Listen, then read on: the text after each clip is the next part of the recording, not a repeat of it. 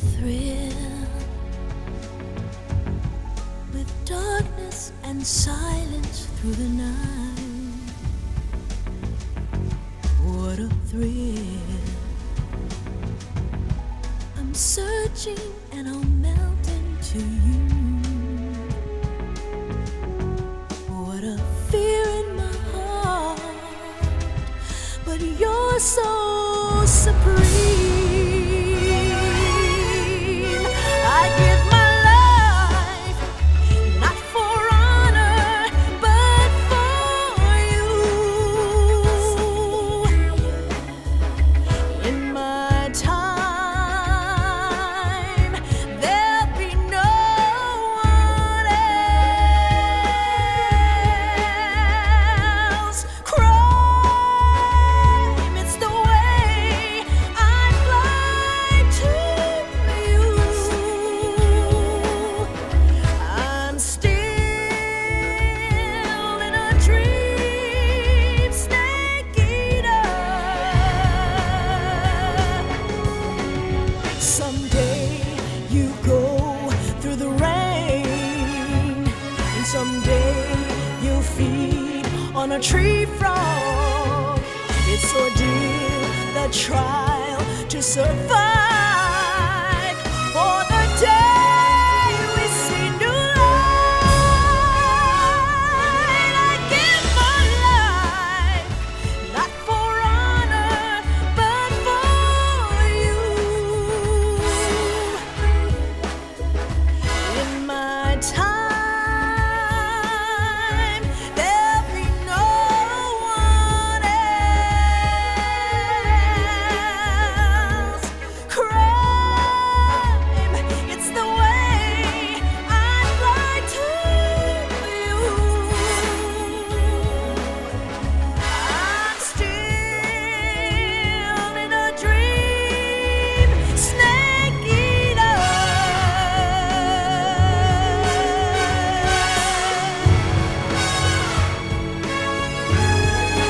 I'm still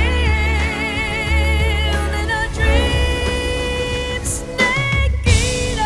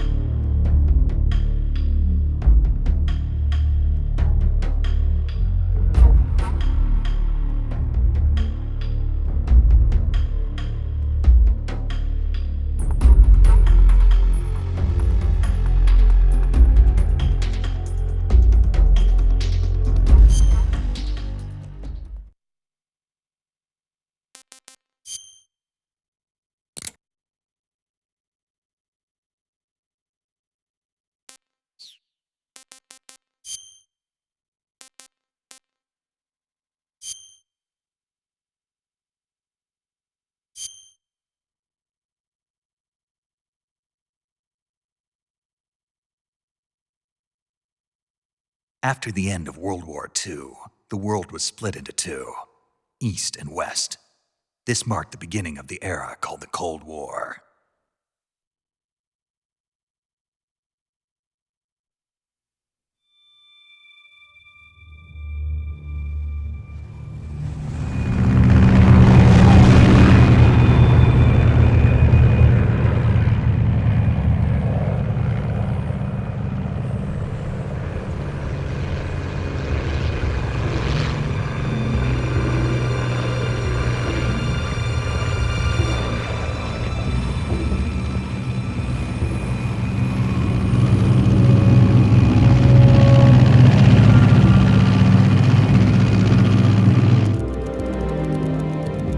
Flying over Pakistan, altitude 30,000 feet. Approaching Soviet airspace. 20 minutes to drop off. Commencing internal depressurization. Equipment check. Arm main parachute. All right. You ready to go? Drop zone still showing a high pressure mass. Cav okay. Good. We've got high visibility.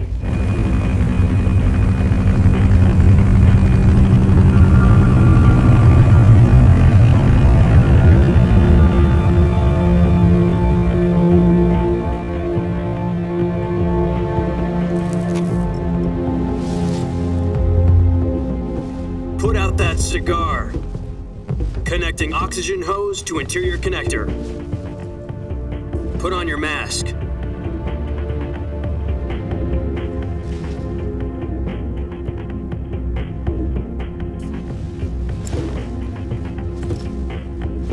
Does this panty waste know what he's doing?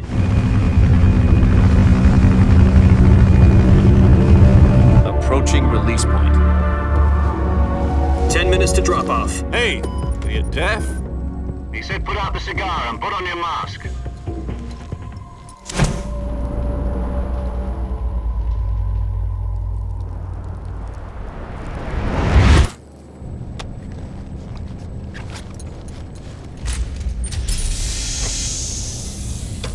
Depressurization complete. Checking oxygen supply. 6 minutes to drop off. Opening rear hatch.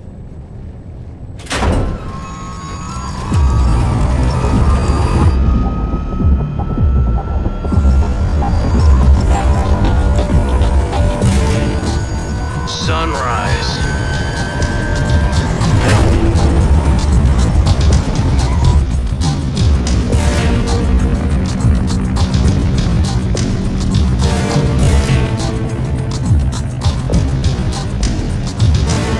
External temperature minus 46 degrees Celsius.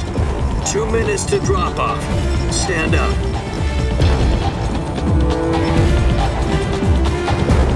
You'll be falling at 130 miles per hour.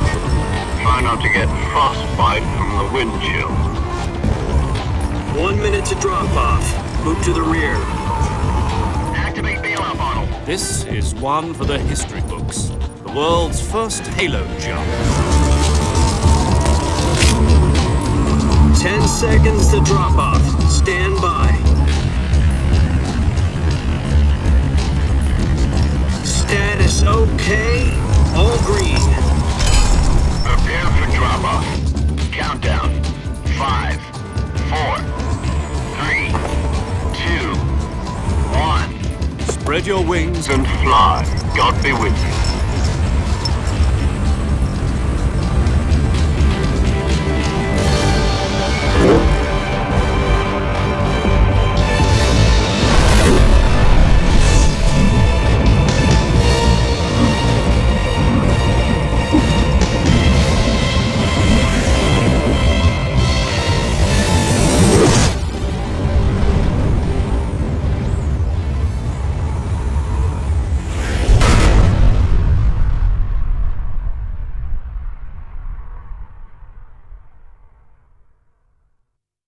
Jack, I've got some important news.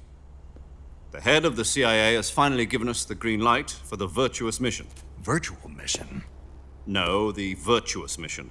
The future of our Fox unit depends on it. If it succeeds, we'll be officially organized into a unit. Virtuous mission? Sounds like some kind of initiation ritual. Don't get cocky. This isn't a training op. Right. So what exactly is this wonderful mission? Well, about 2 years ago, a certain Soviet scientist requested asylum in the West through one of our moles. His name is Nikolai Stepanovich Sokolov. He's head of the OKB 754 Design Bureau, one of the Soviets' top-secret weapon research facilities, and the East's foremost expert on weapons development. Sokolov? Isn't he that famous rocket scientist? The very same. On April the 12th, 1961, the Soviets achieved the first manned spaceflight in history. The Earth was blue, but there was no God. Well spoken. The rocket that carried Yuri Gagarin to orbit was the A-1, known as the Vostok rocket. Sokolov is said to be the man most responsible for the multi-engine cluster used in that rocket. After Gagarin's flight, Sokolov left rocket development to become the head of the newly established Design Bureau. From a lowly technician to head of a design bureau, that's quite a success story, so why'd he want to defect? It seems he'd become afraid of his own creations. Afraid? Call it a crisis of conscience. And for that, he left his country and his family behind and went over the fence? Not exactly. One of his conditions was that his family was also to be taken safely to the West. We used a mole to get the family out first and succeeded in sneaking Sokolov over the Berlin Wall shortly afterwards. I was the one who conducted the operation. The security on the eastern side was still full of holes back then. Then what? We got Sokolov over in one piece, but the whole ordeal had left him exhausted, and we checked him into a hospital in West Berlin. It took him 2 weeks and more than 600 miles to get from the research facility in the Soviet Union to Berlin. He was in no condition to say anything coherent. And it was only a week later that we had something much bigger on our hands. The Cuban Missile Crisis. October the 16th, 1962, President Kennedy received word that the Soviets were in the process of deploying intermediate-range ballistic missiles in Cuba. The President demanded that the Soviets dismantle and remove the missiles. At the same time, he announced a naval blockade to prevent further missile shipments from reaching Cuba. But the Soviets didn't back down, instead placing their armed forces on secondary alert. Soviet transport ships carrying missiles continued on course towards Cuba. US and Soviet forces went on alert for an all-out nuclear war. Frantic negotiations were conducted through the UN's Emergency Security Council and unofficial channels to end the hair-trigger standoff. Finally, on October the 28th, the Soviet Union agreed to remove its missiles from Cuba, and so the world avoided a nuclear holocaust. But in order to get the Soviets to pull their missiles out, we had to make a deal. You mean the one where the US agreed to remove its IRBMs from Turkey? No. The Jupiter IRBMs deployed in Turkey were obsolete, and we were going to get rid of them anyway. They had no strategic value whatsoever to either the US or the Russians. The Turkey deal was a ruse, a cover story that was fed to the other intelligence agencies around the world. So what did the Russians really want? Sokolov. They wanted us to return Sokolov. You mean the Soviets pulled out of Cuba just to get their hands on Sokolov? That's right. What the hell was he working on? At the time, we had no idea. We were running out of time. It was either give up Sokolov or risk full-scale nuclear war. In the end, we had no choice. President Kennedy gave in to Khrushchev's demand. The next day, I got Sokolov out of the hospital, handing him over to agents on the eastern side. Sokolov kept on screaming, "Save me," until he disappeared from my sight. Then a month ago, we received some new information from one of our moles. About Sokolov? Yes. He was taken back to the research facility and forced to continue working on the weapon in question under KGB supervision. What's more, it's on the verge of completion. So what kind of weapon is it? Something to do with space rockets? No, missiles. Same technology. I guess you're right. We don't know the details, but it appears to be a new kind of nuclear device. For half a year now, the Soviets have been conducting frequent nuclear tests at Semipalatinsk. Something to do with the weapon, I assume. We're talking about a secret weapon so big that Khrushchev was ready to pull out of Cuba to get it back. Is Sokolov still in the facility? No. According to our intelligence, he's in Selinoyarsk, a place in the mountains about 3 miles to the west that's known as the Virgin Cliffs. The Virgin Cliffs. Nice name for a virtuous mission. They moved him there just recently. Why? Apparently, they're conducting a field test of the weapon, but it's our best chance to get him back. This mission would never have been possible if he was still in the research facility. This is our last chance. Sokolov must have known that too when he contacted us.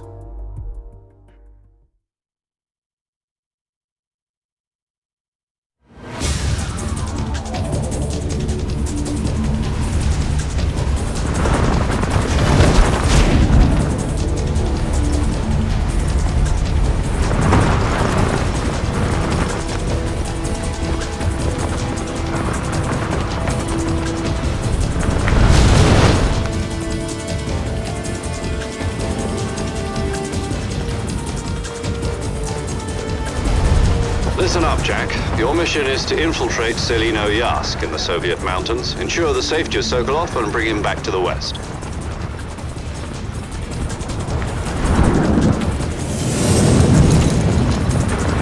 If we don't get Sokolov back before that weapon is complete, we'll be facing a major crisis. The clock is ticking.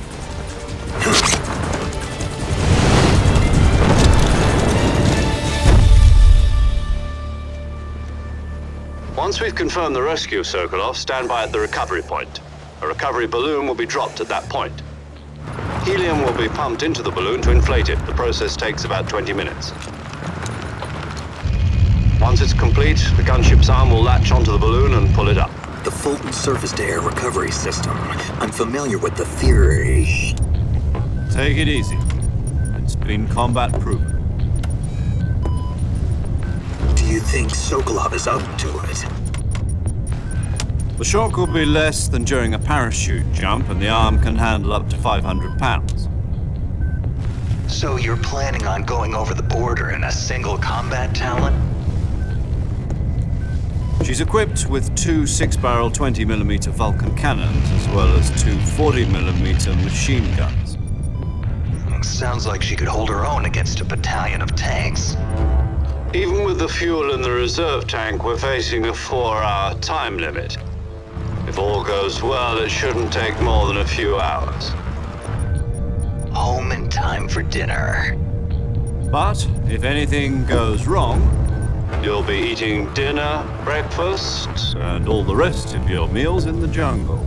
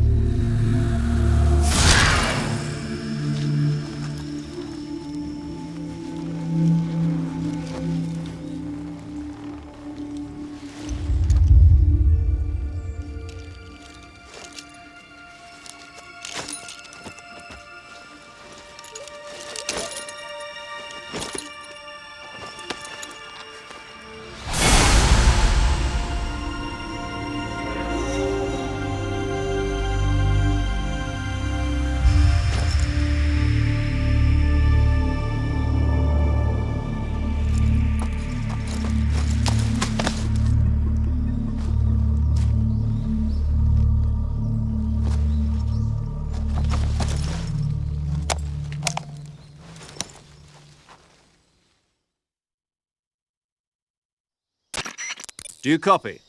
You're already in enemy territory, and somebody might be listening in. From here on out, we'll be using code names to refer to each other. Your code name for this mission will be Naked Snake. I'll be referring to you as Snake from now on. You're not to mention your real name. Snake? What, you don't like snakes? What do you mean? You've eaten one before, haven't you? In survival training. I'm glad to hear that. I don't know if I'd ever order one in a restaurant, but... Be careful, you might not have a choice. What about you, Major? What should I call you?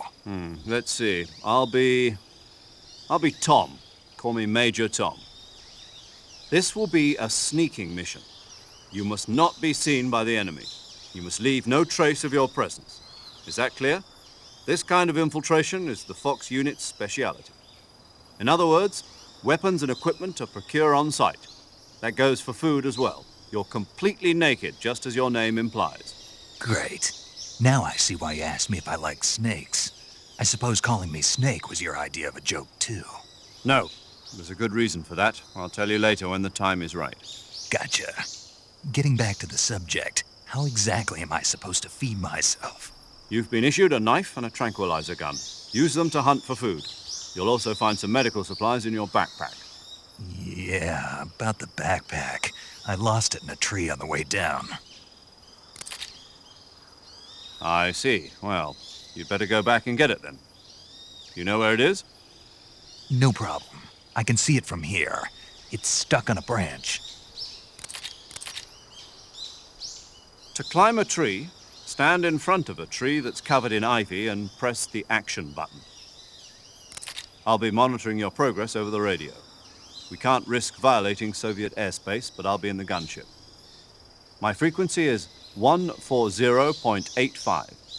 I'll give you a call if I need to talk to you. If you need to talk to me, use the send function. Okay, Snake, go get your backpack.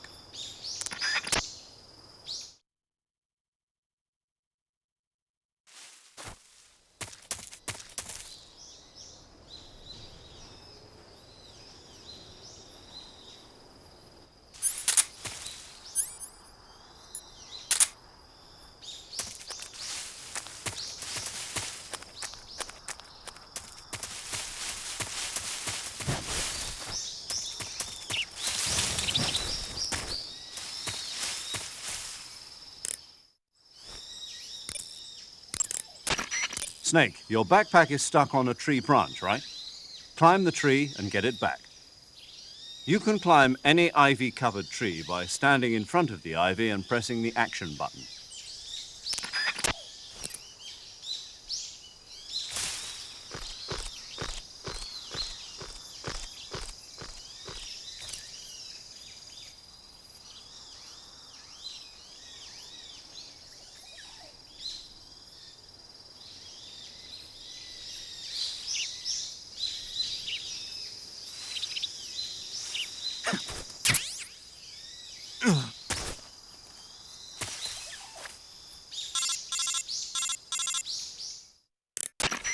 I see you've retrieved your backpack, Snake.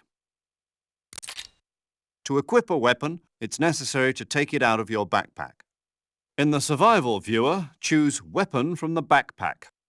Your available weapons will be displayed in a window in the upper left. From that list, choose the weapon you want to equip and press the Enter button. For other equipped items, just do the same thing from Item. Got it. Use the survival viewer backpack. Yep, that's right. Survival is fundamental to this mission. After you've been out in the field for a while, your stamina will start to drop. If your stamina gets too low, it'll affect your performance. You won't be able to shoot accurately, for example, and your wounds won't heal as smoothly. Keep an eye on your stamina so you don't run out. To recover lost stamina, you can hunt for local flora and fauna. You can use either your tranquilizer gun or your knife to hunt. My only weapon is a Mark 22 Hush Puppy tranquilizer gun? That's right. It's been fitted with its own suppressor. However, the suppressor will deteriorate every time you fire. Once its durability reaches 0, the noise suppression effect will be gone. So don't get too trigger-happy with it. The suppressor's durability is shown in the icon. Any weapons and equipment beyond what you're carrying now, you'll have to find as you go. I have to find my own weapons and equipment? Whose crazy idea was this anyway? Solo covert actions are standard Fox operating procedure. You can't leave any traces of your presence. No weapons, equipment, footprints, sweat, or bodily waste. The same goes for bullets and cartridges, too. Your presence in enemy territory is already a violation of international conventions of warfare. There aren't supposed to be any American soldiers in Russia. It could spark an international incident. You can't let anyone see you. You can't let the enemy know you're there. This is a stealth mission. You're a ghost, Snake, in every sense of the word. And there'll be no rescue if you're captured. The military and US government will deny any involvement in the affair. Then I'll just have to take care of myself, huh? I'm afraid so. You've been given a fake death pill for that purpose. SIS guidelines stipulate that soldiers on covert ops like this one be issued a potassium cyanide capsule. Tape it to your body so you can take it when you need to. How generous of you. Use it if you're taken prisoner by the enemy. It'll send you into a state of false death for a short time. Fooling them into thinking that I'm really dead. So how do I come back to life? Just take the revival pill. You mean that thing they put in my tooth before the mission? That's the one. But be careful. If you remain in a state of false death for too long, nothing will be able to bring you back. Remember that. I'll keep it in mind. You said this was a solo mission, right? Right. I guess that means I can't count on any reinforcements. Correct. The mission rests entirely in your hands. A real one-man army. Relax. There's a support team ready to back you up over the radio. Who? I'll introduce them to you. This time, survival is of utmost importance. The first member of the support team will be in charge of monitoring your physical condition, acting as a medic, so to speak, as well as recording your mission data. She's a member of Fox as well, and she's here on the gunship with me. She? Hello, Snake. I'm paramedic. Nice to meet you. Paramedic. As in a medic who comes in by parachute. Aren't you going to tell me your real name? Are you going to tell me yours, Mr. Snake? My name, huh? It's John Doe. And they call you Jack for short. You're a regular Captain Nemo. A name means nothing on the battlefield. After a week, no one has a name. What's your name? Jane Doe. Very funny. I wasn't joking, but I'll tell you my name only if you manage to make it back alive. My frequency is 145.73. She's also in charge of recording your mission data. Whenever you want to save, send a message over the reserved save frequency, 140.96. So saving lets me record my mission data. That's right. It also records the state of your health. Good to know. There's one more person I want to introduce you to, Snake. Huh? Speaking of snakes, you remember the boss, don't you? A legendary soldier and your mentor. Actually, it was the boss that got the DCI's authorization in the first place. She's going to be serving as Fox's mission advisor. The boss is? She also helped me plan this mission. She and I were at SAS together. Jack, is that you? How many years has it been? Boss? That's right. It's me. Oh. Talk to me. Let me hear your voice. It's been 5 years, 72 days, and 18 hours. You've lost weight. You can tell just by the sound of my voice. Of course I can. I know all about you. Really? Well, I don't know anything about you. What's that supposed to mean? Why'd you disappear on me all of a sudden? I was on a top-secret mission. You didn't need me anymore. But there were still so many things I wanted you to teach me. No, I taught you everything you needed to know about fighting techniques. I taught you all I could. The rest you needed to learn on your own. Techniques, sure. But what about how to think like a soldier? How to think like a soldier? I can't teach you that. A soldier needs to be strong in spirit, body, and technique. And the only thing you can learn from someone else is technique. In fact, technique doesn't even matter. What's most important is spirit. Spirit and body are like two sides of a single coin. They're the same thing. I can't teach you how to think. You'll just have to figure it out for yourself. Listen to me, Jack. Just because soldiers are on the same side right now doesn't mean they always will be. Having personal feelings about your comrades is one of the worst sins you can commit. Politics determine who you face on the battlefield. And politics are a living thing. They change along with the times. Yesterday's good might be tomorrow's evil. Is that why you abandoned me? No, it had nothing to do with you. I already told you, Jack. I was on a top-secret mission. A soldier has to follow whatever orders he's given. It's not his place to question why. But you're looking for a reason to fight. You are a natural-born fighter, but you're not quite a soldier. A soldier is a political tool, nothing more. That's doubly true if he's a career soldier. Right and wrong have no place in his mission. He has no enemies and no friends. Only the mission. You follow the orders you're given. That's what being a soldier is.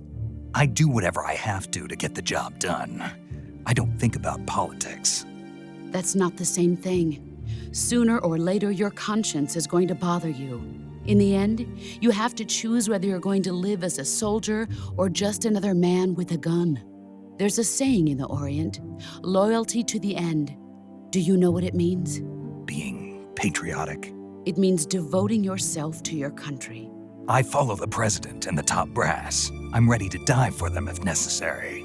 The president and the top brass won't be there forever. Once their terms are up, others will take their place. I follow the will of the leader, no matter who's in charge. People aren't the ones who dictate the missions. Then who does? The times. People's values change over time, and so do the leaders of a country. So there's no such thing as an enemy in absolute terms. The enemies we fight are only enemies in relative terms, constantly changing with the times. As long as we have loyalty to the end, there's no point in believing in anything, even in those we love. And that's the way a soldier's supposed to think? The only thing we can believe in with absolute certainty is the mission, Jack. All right, but do me a favor. What is it? Call me Snake. Snake. Oh, right. Your code name is Snake. It suits you well. That's right. The legendary unit that the boss put together during World War II was a snake. The Cobra unit, a group of heroes that brought the war to an end and saved the world. As long as you've got a legendary hero backing you up, you'll be fine. Isn't that right, Snake? Yeah, I can't think of anyone else I'd rather have with me. Oh, and one more thing, boss. Yes? It's good to hear your voice again. Same here. After all, who knows if either of us will make it out alive? Snake, you are always best at urban warfare and infiltrating buildings. But this is the jungle. Survival is going to be key. Those CQC techniques I taught you are sure to come in handy. CQC? Close quarters combat, huh? I've been in the Green Berets for the past few years. I'm probably pretty rusty. Not to worry. I'll be here to help you remember. After all, this is your first actual survival mission. I'll be supporting you over the radio. Where are you, boss? Next to the Major? The boss is communicating with us by radio from aboard a Permit-class submarine in the Arctic Ocean. My frequency is 141.80. Call me if you need my advice on battle techniques. Gotcha. Your mission is to retrieve Dr. Sokolov. Dr. Sokolov is being held in an abandoned factory located to the north of your current position. Avoid heavy combat and don't let anyone see you. Don't forget that this is a stealth mission.